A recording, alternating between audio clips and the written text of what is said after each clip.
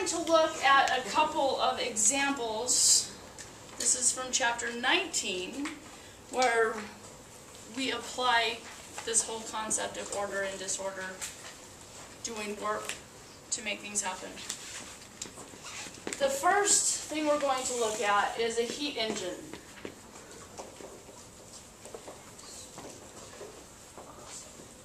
Now this is just basic setup. We're not going to go through all the mechanics of how an engine works.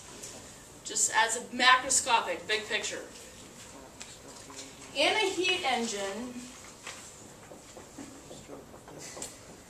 you have something that makes up a hot temperature reservoir. You could be burning fossil fuels, for example, burning coal. You could be boiling water and creating steam. You could have nuclear reactions that are causing the water to boil and creating steam. At any rate, the hot temperature reservoir is much hotter than the surroundings. It has some temperature, we'll call it TH. The surroundings, basically everything outside of the hot temperature reservoir, is considered a cold temperature reservoir.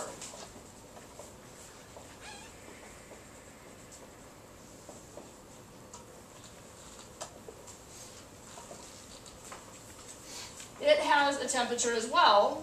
We're going to use T sub C to represent its temperature. It's colder than the hot temperature reservoir. So for example, power plants. If you've ever seen the power plant, for example, in North Temple, a lot of times you can see smoke coming out of it. It's not smoke, it's just water vapor. It's just steam, exactly right. The high temperature reservoirs inside where they're creating the steam. The cold temperature reservoir is where you're seeing the steam come out the top. Okay? Energy will naturally flow out of this hot temperature reservoir. We're going to call that QH, the amount of energy that flows out of the hot temperature reservoir, we're going to call QH. Now, the goal is to divert all of this energy through, say, turbines, trying to get them to spin, to create electrical energy in the case of a power plant. Our goal is to try to get all of that to do work. Spin a turbine, do something along those lines to create energy. Unfortunately, it's not 100% efficient. It's not possible for QH to go completely to work. Some energy will not be able to do work. Some of it will be lost. Lost only in that it doesn't do work. That's your steam that goes out into the atmosphere. We're going to call that QC. Okay. It's a C, yeah, subscript to C, just for cold. Mathematically, tell me an equation that would relate these three values. Change in thermal energy equals Q plus A, or Q plus W. Yeah, so QH, energy that comes out of the high temperature reservoir, some of it does work, some of it's deposited in the cold environment. Now these are absolute values. Okay, we're not worrying about the plus or minus sign in terms of coming out and going in terms of energy. That's just absolute values. When we talk about the efficiency,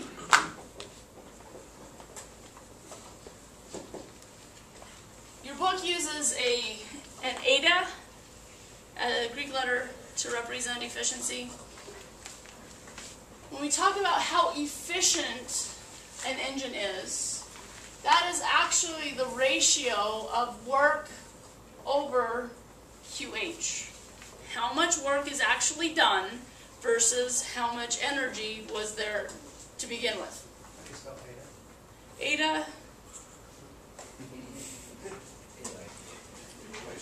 Does it tell us in the front cover? ETA. ETA? Oh. Thank you for looking that up.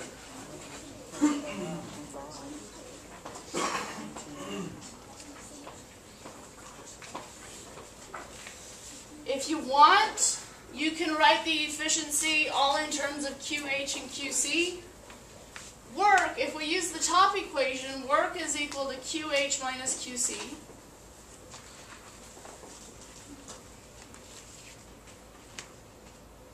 We can split these into two different fractions, QH over QH minus QC over QH.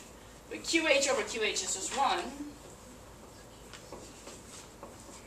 So we can write the efficiency just in terms of QC and QH as well. Most regular power plants are around, say, 30% efficient. Nuclear power plants tend to be a little more efficient than, say, coal-burning power plants. They're always working on making things more efficient, though. And hope in the future they'll come up with something even better.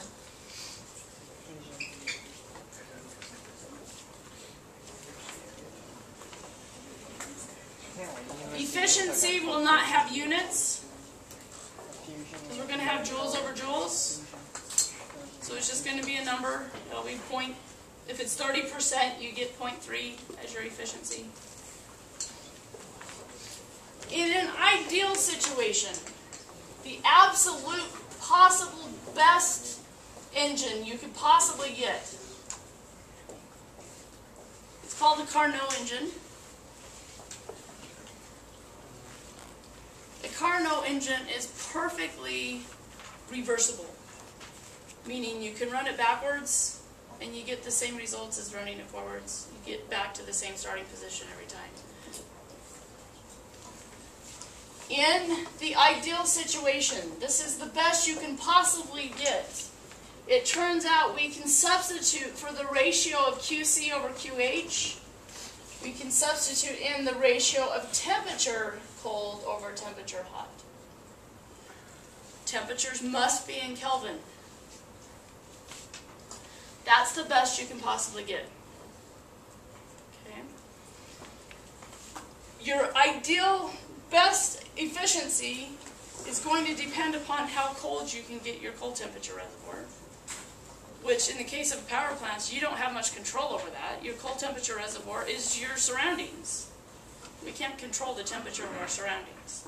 What we can play with is the temperature inside, where we're doing the reactions. But that can only still be so hot. If you get it too hot, you melt your power plant.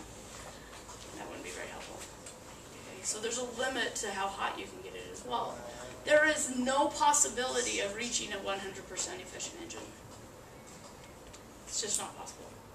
Okay?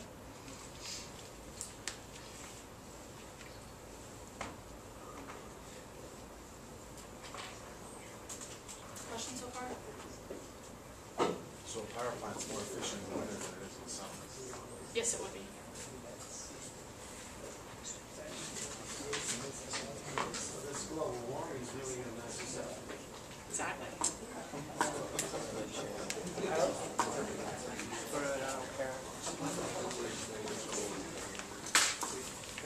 Okay.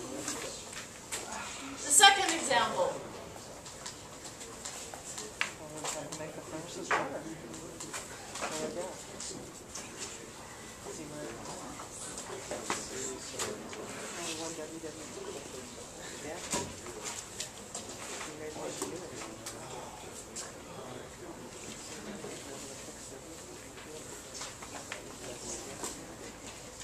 A refrigerator. We all have refrigerators, or have had at some point during your life if you don't have one now. The cold temperature reservoir is inside the refrigerator. You want to keep it cold. That's the purpose of the refrigerator. You want to keep it cold to keep all the food from spoiling. The high temperature reservoir is the kitchen. Okay? Your refrigerator has coils either on the back or at the bottom, where it dispels energy into the kitchen. A refrigerator, basically, if you put warm food into the fridge needs to pull that energy out to decrease your food's temperature down to the refrigerator's temperature.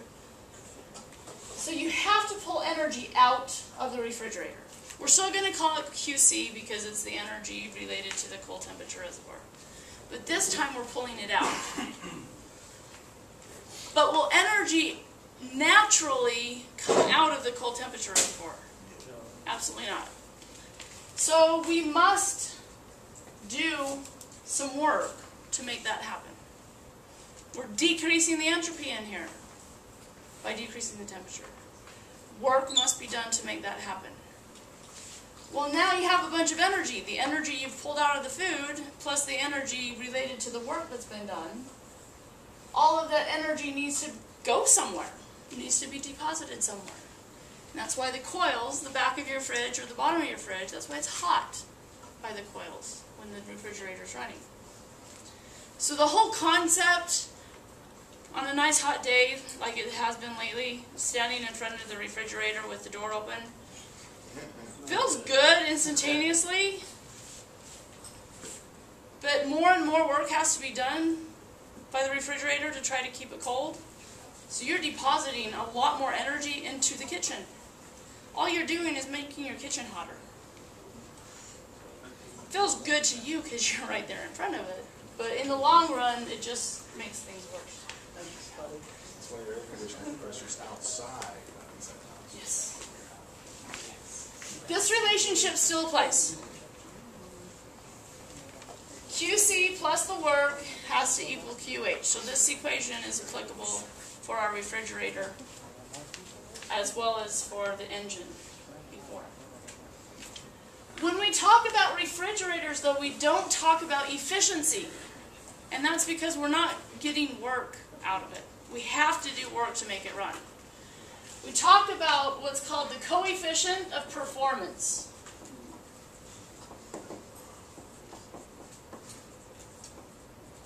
And I don't remember what letter your book uses. I wonder if I wrote it down. Okay? Okay.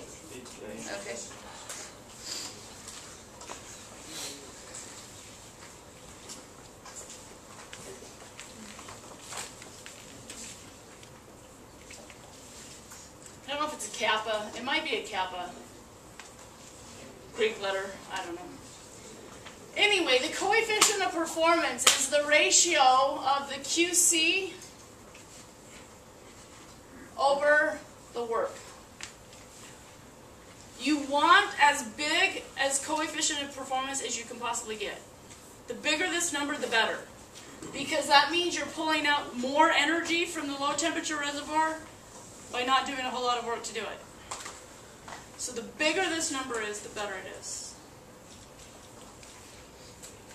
If you want to write it in terms of just QH and QC alone, we can replace work with QH minus QC. And please remember, you can't split the denominators. It's not the same thing as QC over QH minus QC over QC.